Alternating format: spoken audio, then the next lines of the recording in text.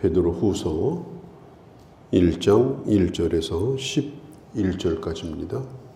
베드로 후서는 사도 베드로가 순교하기 바로 직전에, 하나님의 부름을 받기 직전에 기록한 편지입니다. 이 편지를 쓰게 된 이유는 벌써 교회 안에 잘못된 사입이, 이단이 들어왔기 때문에 그렇습니다. 잘못된 종말에 대한 종말론, 그게 들어와서 교회를 어지럽히고 있었습니다. 그래서 교인들을 믿음에 바로 세우기 위해서 쓰여진 이 편지가 바로 오늘 읽은 베드로 후서입니다.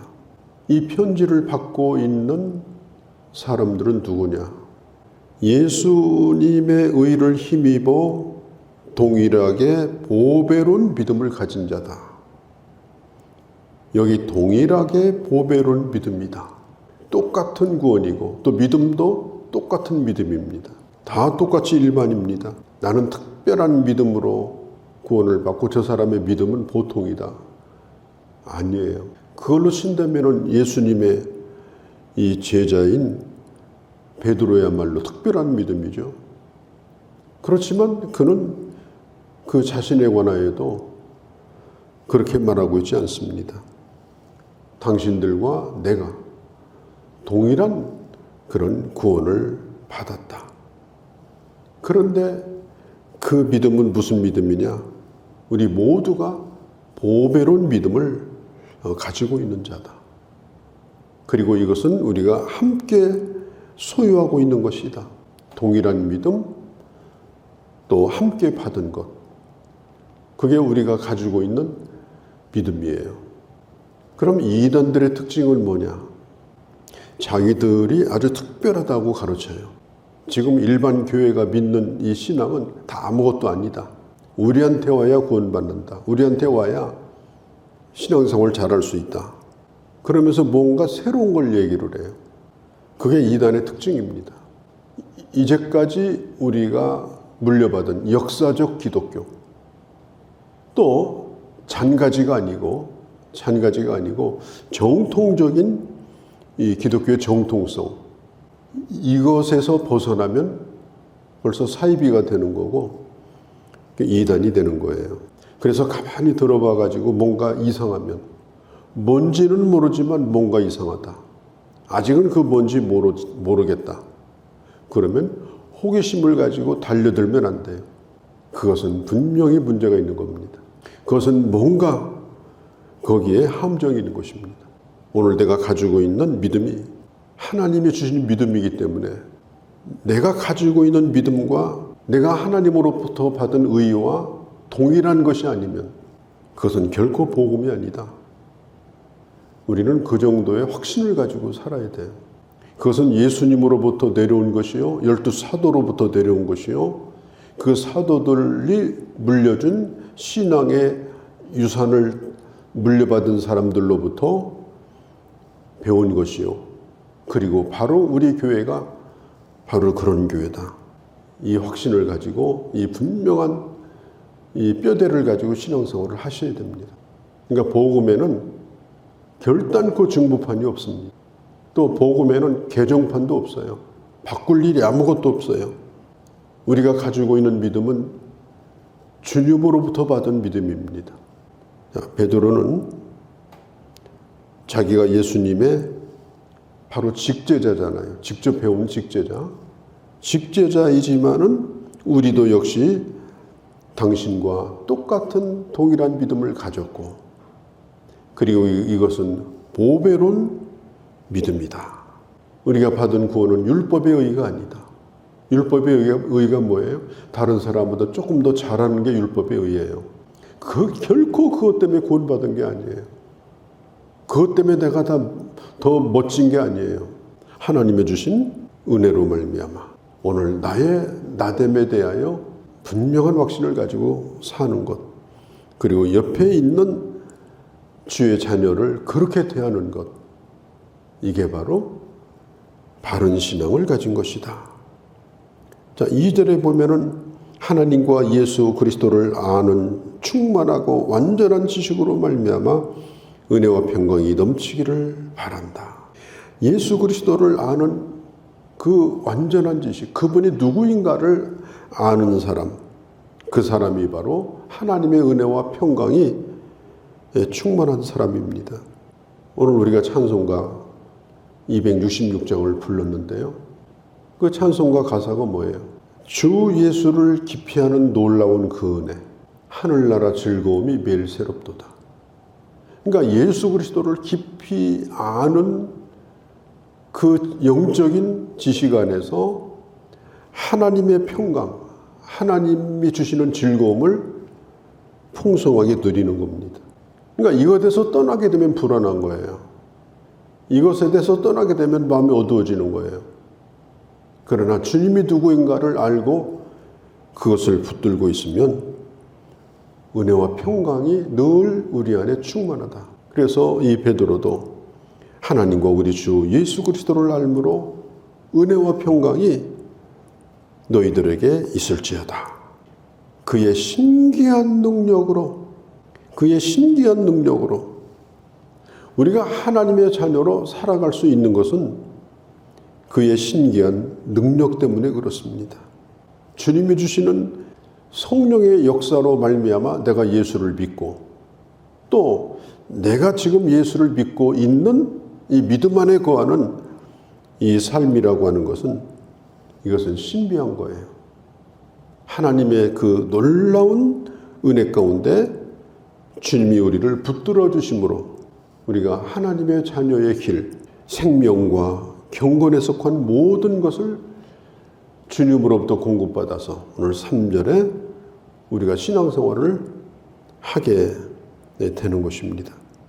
그리고 우리가 하나님의 자녀의 성품을 이제 드러내기를 힘써야 되는데 그 성품, 신의 성품, 하나님이 가지고 있는 성품을 나를 통해서 드러내야 되는데 그 성품에 참여하기를 원하는 사람은 오늘 8가지를 힘써야 된다. 8가지, 5절에서 7절까지 나와 있죠. 그 8가지가 뭐예요? 믿음의 덕을 더하는 거예요. 덕의 지식을 더하고, 지식의 절제를 더하고, 절제의 인내를 더하고, 인내의 경건을 더하고, 경건의 형제 우애를 더하고, 형제 우애의 사랑을 더하고. 우리 신앙생활의 기초는 믿음이에요. 믿음. 그런데 그 믿음이 지식을 더한 믿음이 돼야 돼요. 지식이 없는 믿음은 맹신이고 광신이에요. 믿음은 지식과 함께 가는 겁니다. 그리고 그 지식에 절제가 있어야 돼요. 그래야 교만해지지 않아요. 그 다음에 포기하지 않는 인내가 있어야 됩니다. 또 경건이 있어야 합니다. 그리고 그 경건은 종교적인 그런 사람으로 점점 굳어지는 것이 아니고 이 경건이 잘못되면 아주 차가운 종교인, 우리가 그렇게 되지 않으려고 하면 사랑하는 것을 포기하면 안 됩니다. 형제 우애를 하는 것과 사랑하는 것으로 우리의 경건을 지켜나가야 돼요. 그래야 그게 아주 차갑고 굳어져 있는 종교인이 안 되고 생명이 있는 하나님의 사람이 될 수가 있는 것입니다. 자, 이 단계를 잘 밟아서 가게 되면 8절에 예수를 아는 지식이 풍성해지고 또 열매를 맺게 되어지는 것입니다. 그런데 이렇게 하지 못하면, 이렇게 믿음이 점점 깊어지지 못하고 늘 굳어져 간다고 하면 그것은 눈앞에 있는 현실만 바라보고 소경과 같은 눈이 어두운 그냥 앞에 있는 것만 바라보고 멀리 보지 못하고, 9절에 나와 있죠. 이런 것들은 맹인이라 멀리 보지 못하고 그 죄가 벌써 깨끗하게 된 것을 모르고 그냥 눈앞에 있는 육신의 정욕, 자기 욕심, 자기 야망, 자기 이해관계 이런 것에만 빠져가지고 늘 전전긍긍하고 살아갈 수밖에 없는 겁니다. 멀리 보지 못하는 사람은 맹인이에요. 눈은 떴으나 앞만 보고 멀리 못 보면 맹인이에요. 멀리 볼 수 있어야 돼요. 이 차 운전할 때도 아주 중요한 원칙이 뭐냐면은 눈앞에 있는 것만 보면 안 돼요. 눈앞에 있는 것을 보면서 50m 앞에, 100m 앞에, 더 멀리는 1km 앞에서 무슨 일이 일어나고 있나, 그걸 파악하고서 운전을 해야 돼요. 지금 좁은 사거리를 가요. 아무도 없어요. 그런데 반드시 사람이 튀어나올지 모른다. 미리 생각하고 운전을 하는 거예요. 그렇게 생각하지 않고 눈에 보이는 대로 길이 뻥뻥 뚫리면 막 달리고, 경찰이 없으면 더 막 달리고, 이렇게 하게 되면 이건 큰 사고로 이어집니다. 앞만 보지 말고 멀리 바라봐라. 가끔 운전하다가 이게 초보 운전하는 사람을 보면요, 벌써 운전대 잡은 자세가 틀려요.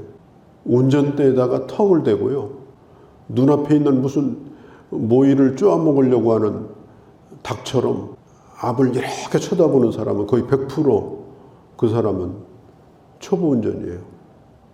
초보 운전은 앞만 보이게 돼 있는 거예요. 그러나 운전을 잘나는 사람은 앞도 보고 멀리 보는 거예요. 그리고 일어나지 않은 일까지 보고 있어요. 그게 중요한 겁니다.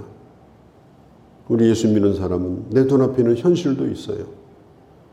당장 해야 될 일도 있고, 그렇지만 이 시대의 흐름을 알고, 그리고 내가 앞으로 어떻게 가야 될까 하는 것에 대하여 하나님의 뜻도 알고, 그리고 더 멀리는 주님을 만날 그날을 바라보면서 오늘을 살아가고, 눈에 보이는 것보다는 오늘 성경에 있는 대로 신의 성품, 4절에 있는 신의 성품, 5절에서 이 8절까지 나타난 이런 것들이 내 안에 풍성해지도록 늘 그것을 확인하며 살아가야 된다. 아주 중요한 말씀입니다. 하나님 앞에서 마지막을 바라보고, 그리고 내 안에 그리스도의 성품을 날마다 더해가는 그런 신앙생활. 이게 아주 중요합니다. 우리 믿음은 두 가지예요. 구원받는 믿음, 칭의의 믿음. 또 한 가지는 성화의 믿음. 이것은 자라나는 믿음입니다. 우리는 이 칭의의 믿음, 의롭다 하심을 입는 믿음은 어떻게 받은 거냐? 하나님의 택하심으로, 하나님의 부르심과 택하심으로 말미암아 받은 구원이에요. 오늘 10절에 보면 나와 있죠. 하나님의 부르심과 택하심. 주님이 택하지 않고 부르지 않았다면 우리는 구원받을 수가 없어요. 온전히 하나님의 은혜입니다.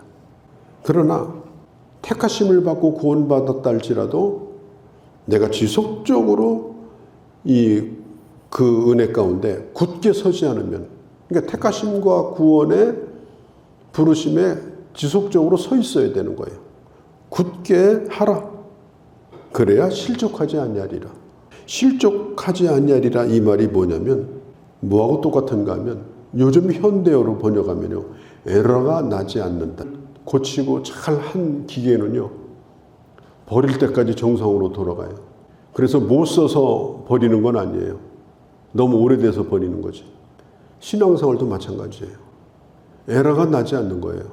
아무리 나이를 먹고 신앙생활을 오래 해도 그 영적 관리를 잘 한 사람은요, 나이하고 상관없이 에러가 없습니다. 영적으로 건강합니다. 모든 게 정상적으로 작동합니다. 신앙생활은 그렇게 해야 되는 거예요. 과거에 좀 잘했는데 오늘은 형편없이 되면 이미 이것은 고장나 있는 겁니다. 하나님 앞에 부를 때까지 정상으로 작동하다가 부름받아야지, 완전히 그냥 퇴물이요 폐물처럼 돼가지고 신앙생활을 엉터리로 하다가 이것도 아니고 저것도 아니고 이렇게 하다가 하나님 앞에 가면 이게 얼마나 부끄러운 일이에요. 이같이 하면 넉넉히 주시리라. 넉넉히.